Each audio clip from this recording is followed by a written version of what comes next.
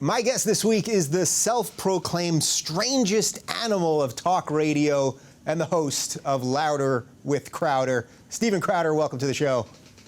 Thank you very much. Well, I don't proclaim that. That's Gowan's song, but I appreciate you attributing that lofty praise, so I'll take it. I was told it was self-proclaimed. We do some serious research around here. You've just allowed it to become part of the lore? Yeah, exactly. I've allowed it, and I don't even think we have the rights to the music. But I appreciate that, you started off as a comedian, as did I, yet you do actual research, and I feel compelled to, whereas a lot of other media, half the time I'm going like, what?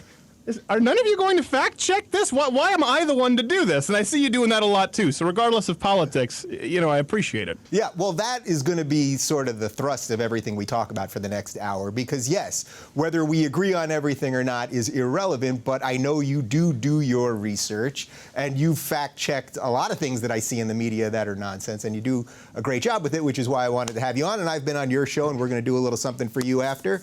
This is cross-promotion-a-palooza. Wait, do a little something for me after. Hold on, people listening, he's going to come on the show. It doesn't have anything to do with his queer party friends. No, yeah, none of that kind of stuff. We're on Skype, but everyone's going to stay clothed. Okay, let's start here. So Crowder, I know a little bit about your history, but for the people that know nothing about you, first off, you're in Michigan right now. Is that correct? No, let's not talk about it. Yep. My show is based out of Michigan. I don't need my whereabouts disclosed. Can we? Oh gosh, this is a problem with live television.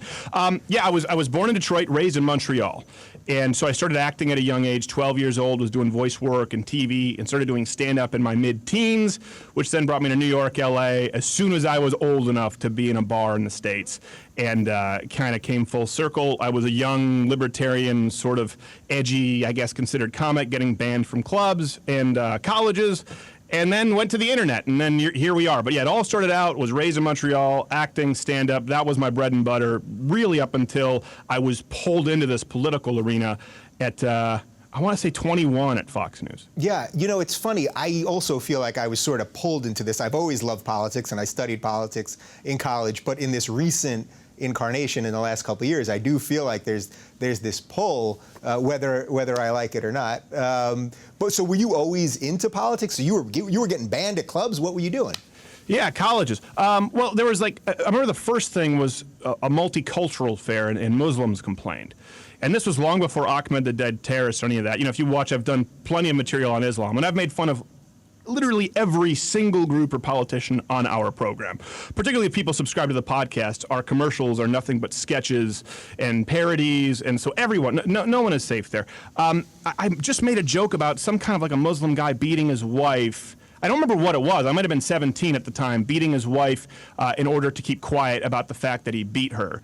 And people got offended, and then Asians got offended because I had some jokes about anime. I remember being young, just thinking, this is comedy, right? Like some other guy just got up talking about a three-way at a truck stop, and my stuff is relatively benign. It's offensive, but it's not dirty. So it started with that, and then just meetings in back rooms, with Viacom and MTV, and people saying, you really shouldn't be saying this. So it just sort of happened organically. I was always conservative because I was raised in a socialist province. My parents were, my dad just taught me. That's how you do it, yeah. Yes. Well, you know what? And that's true. A lot of people don't understand. If you talk to people who've left those places, very, very few of them still support socialism.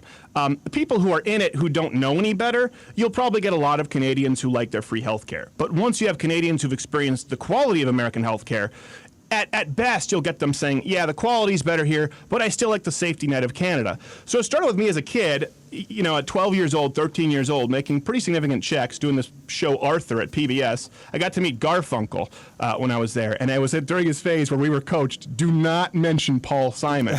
So I'm a 13-year-old kid. Like, listen, Art Garfunkel's coming in. Don't ever say the name Paul Simon. And that's not anyway, easy. So no, it's not easy. I mean, what did you really didn't do a lot without the Simon. And my dad explained to me, listen, this is your check. 52% is going to be gone for, and went down the list. And as a kid, I was, but that's my money. I still have to make up the time I left school to go to the studio. And so it developed pretty organically, and I do attribute it to a good dad. Even though you and him would disagree on a lot, he always encouraged me to answer questions and think critically. He didn't say, you're a conservative, you're a Christian. He'd say, why do you believe this? And, substantiate your claim. And So there was no moment of genius. It just sort of happened that way. Yeah, and I know you know this, but I love talking to people that I would disagree with. I'd rather talk to people that I would disagree with, but someone that's coming from a principled place. So like you, for example, I mean, I've seen you do things that many of my friends on the left would say are incredibly offensive things about trans people or handicapped people or Muslims or whatever else. But to me, your style is sort of more the Seth MacFarlane Family Guy style, which is we literally make fun of everyone, period. And that's sort of the egalitarian way of comedy that it should be done, I think. Yeah, I don't. What have I done about handicapped people? I can't. I mean, we have. I'm sure. I have no doubt. Well, but you were in the wheelchair. No, I actually had knee surgery. Oh, that was. I thought. Well, I know you had knee surgery, but I thought that was part of. No, that was legitimate. That was legitimate. Yeah, the journey for Bernie. No, I actually had knee surgery, but now. Well, you really take comedy far. That you go ahead and have knee surgery just for the bit. That's commitment. It is commitment. Well, that was commitment. That was a journey for Bernie, where Jean-Guy Tremblay went in for 9 hours at a Bernie rally. I mean, at the end of the day, it's either funny or it's not. And I know you'll get people in the comment section go, "This is why conservatives can't be funny." I've never been of that school. I think Jon Stewart is hilarious. One of my favorite comedians is Kathleen Madigan. I think Bill Maher, it can be so horrendously unfunny, it's unwatchable, because all he does is throw up his hands and make a political statement. There's nothing wrong with that. Right? Oh, these teabaggers, and everyone, like, that's just hack to me. He can be funny. Love Bill Maher. Sorry, he can be funny, but when he does that, you just need to say, okay, your comedy hat is off. And I do give them more leeway than people who don't claim to be comedians, but it has to be funny. And I do think, and I wrote about this at Big Hollywood back when it was, Andrew Breitbart was a good friend before it was Breitbart. Shapiro, myself, Adam Baldwin were some of the first writers, and I wrote about the Tina Fey doctrine. And I said there's been a noticeable shift in comedy, and if you'll see this on SNL, where Tina Fey will forego the funny joke deliberately to push an agenda. And she did that with Palin and McCain during that election cycle, and it just wasn't funny. And that's my biggest issue with it. Again, not that you can't do it, you can do it. Just be honest about it. I tell people all the time, yeah, I'm pretty biased, and every now and then I'm going to use my platform to push an agenda that I agree with. And if I could take Koch brother money, I'd have it on a Flava Flav necklace with a spinning K clock. I would be gaudy about it. I wish I had all the special interest money people claim that I do. I don't, but I would take it if I could. Yeah, so that's an interesting spot for the comic to be in, because I do find in general that comics, from going back to Lenny Bruce to George Carlin, to Chris Rock, to anybody, to Chappelle and anyone that's doing any kind of edgy stuff today, we do find ourselves in a spot where the good ones, we want to tell the truth and we also want to be funny. And I think what you're saying is, at least in your view, in the Tina Fey situation or some of the SNL stuff, it's like the agenda overrode the funny. But part of that's just that it's a big corporate operation over there, right? NBC is owned by GE, and there's a paycheck. Oh, there you go. I don't know about all the corporate stuff. I know Lena Dunham is horrendously unfunny, and her dad's she has a job because her dad drew angry vaginas. That's why Lena Dunham has a job. Have you ever Googled Carol Dunham? No, but her dad. I've never Googled angry vagina, believe it or not. No, Google Carol Dunham. All her father did was draw, bent on all fours, spread angry vaginas. When we were on Joe Rogan's show, I said, he didn't believe me. I said, bring it up now. Just Google Carol Dunham. More angry, hairy vaginas than you could, and not like the women have no face. It's just vaginas.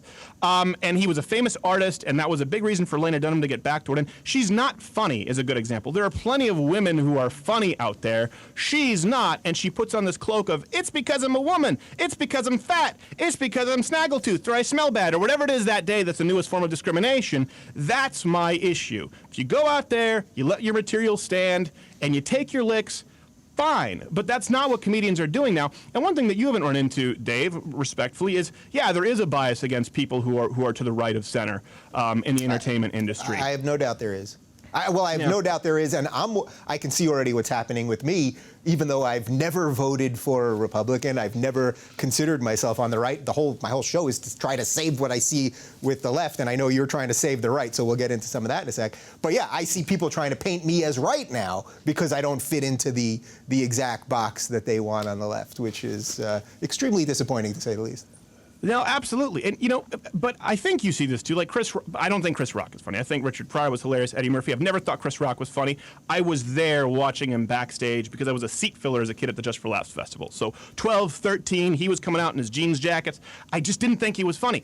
But he was talking about how he won't do colleges because it's too PC. I'm going, okay, good for you, Chris Rock, I understand it. Or Sarah Silverman saying that. Then Sarah Silverman comes out and says, well, you can't say that's gay in a pejorative way. Or Chris Rock says, well, black kids are being shot. No one wants, and then they want the social justice warrior PC culture when it's convenient for them. And they deserve to be devoured by this monster that they've created. And I don't just say this to blow smoke. I know that you don't do that, but that is incredibly rare. So, when we get into the me wanting to save the right and you at the left, I wonder what there is to save about the left at this point, because this has been their path to destruction for decades. Yeah, well, look, it's definitely been an evolution with me seeing it for a while. And, Milo did his best to convert me to the right. It didn't quite work. I'll give you an opportunity as well. The Sarah Silverman thing, I'm totally with you on that, because her whole career was based on saying these outlandish and offensive, intentionally upsetting things. And then suddenly she made it and then backtracked and said, well, don't say these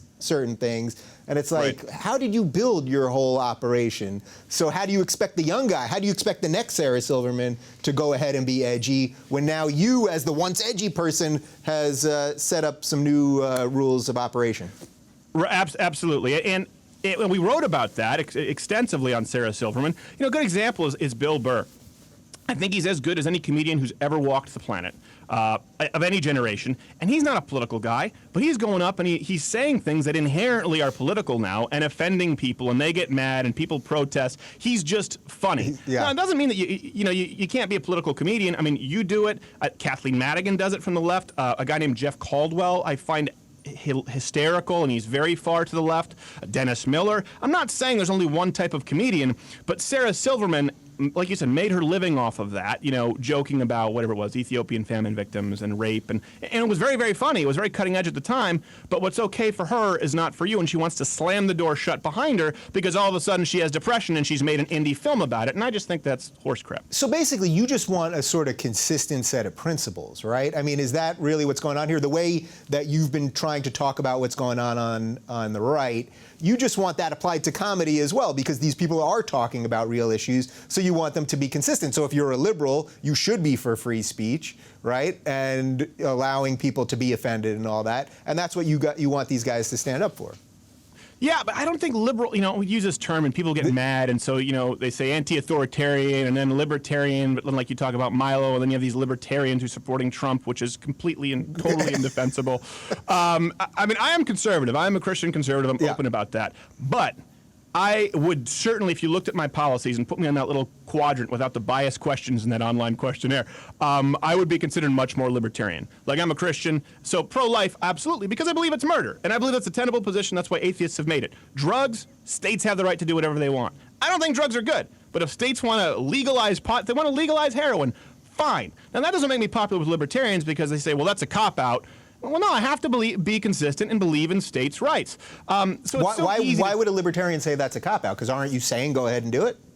What's the cop-out Would you personally vote to legalize drugs? I'm like, in my state, I don't know. Probably not. If you look at the results of Colorado, I probably just wouldn't fill out that voting ticket. And they go, well, then you're not for personal liberty. Listen, you don't have to personally support something to understand the government's legitimate role. So, yeah, I'm personally a Christian conservative. I know I'll take licks for that. I'm open about it. But I would be much more of a libertarian regarding policy. That's why the guy who I want to be president is the guy who wants the job the least. You want the Ron Swanson. The guy who doesn't even believe the job should really be doing all that much. That's who I want.